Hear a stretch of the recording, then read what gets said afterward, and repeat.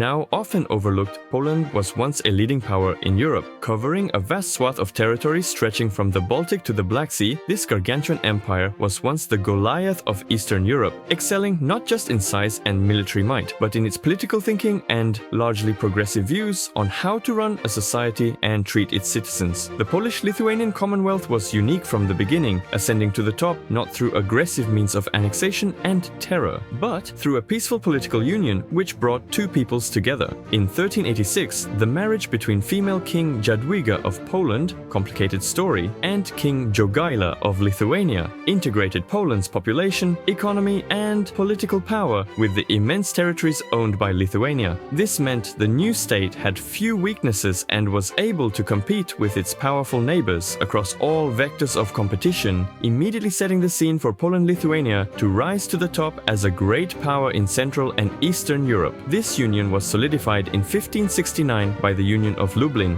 which officially declared the Polish-Lithuanian Commonwealth one state, establishing a sense of security and permanence around the union, allowing it to turn its attention outwards, focus on becoming a formidable opponent, ready to replace the old guard of European leaders. First and foremost, Poland-Lithuania was a military powerhouse. Their diverse array of cultures allowed them to build a unique military identity which combined the strengths of different peoples and compete with powers who were technically more advanced. This was best exemplified by the Commonwealth Army's trademark, the legendary winged hussar. These esteemed fellows took advantage of European armor and weaponry while riding a unique breed of horse descended from the Tatar steeds. These distinguished stallions were better suited to handle the hussars' tactics as they were more endurant and fierce, allowing the soldiers to charge towards the enemy directly with their unique lances. These were another unique feature which put the Polish army above the rest, as the hollowed lances were lighter and could therefore be longer than the spears of contemporary pikemen,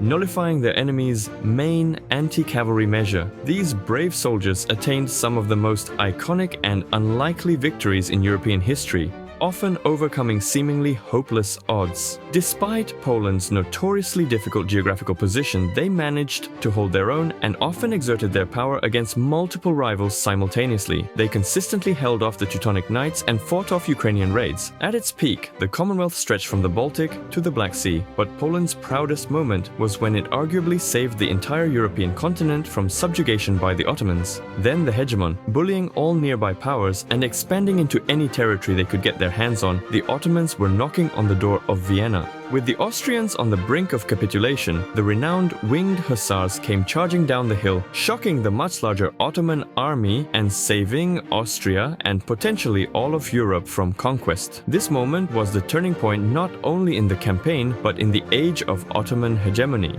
The Ottomans got no further into Europe and began their slow descent, which ended dramatically after World War I. Poland was not only a great power but a graveyard of empires. The Ottomans saw their demise after their encounters with the Polish Angel of Death, much as Poland's later rivals would see themselves outlasted by this most resilient underdog who, against all odds, always has the last laugh. Jan Sobieski exhibited a stunning feat of bravery, a heroic display of valor, and an honorable display of selflessness, giving to a greater cause with nothing personal to gain. Poland led the Holy League in a campaign with the sole focus of protecting Europe as a whole from Ottoman colonization, fearing the fate that had faced the Balkans. Such sacrifice and eagerness to assist the smaller powers of the time, such as Austria and the Holy Roman Empire, showcases how Poland's plentiful resources and abundant political capital, comparable only to modern America's involvement in affairs halfway across the world with no recognizable benefit. This boasting of power only strengthens the case that the Polish-Lithuanian Commonwealth was a great power,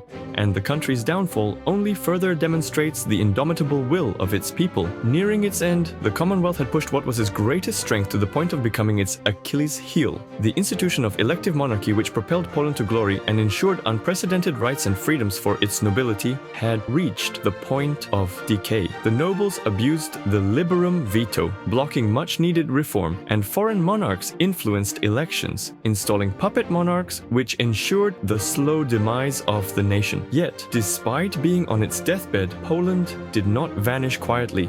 Three Titan empires, namely Russia, Prussia, and Austria, needed their combined strengths to eventually conquer Poland after a grueling period of 20 years. This was like a gang of hooligans needing to gather all of their friends to rob a frail old man, for the man was a former kickboxing world champion and could still annihilate these foolish young boys in a fair fight. While some use the demise as false proof of a weak nation being subjugated by superiors, a wise fellow sees a demonstration of the sheer force needed to keep down this fierce beast, a cry of fear from rivals who dreaded the prospect of a powerful Poland dominating affairs, and the dramatic end of the cinematic masterpiece that had been the story of the Commonwealth. Could Poland-Lithuania have survived, or was this the inevitable conclusion to the revolutionary political system? Dziękuję. Remember to like and subscribe to restore the Commonwealth.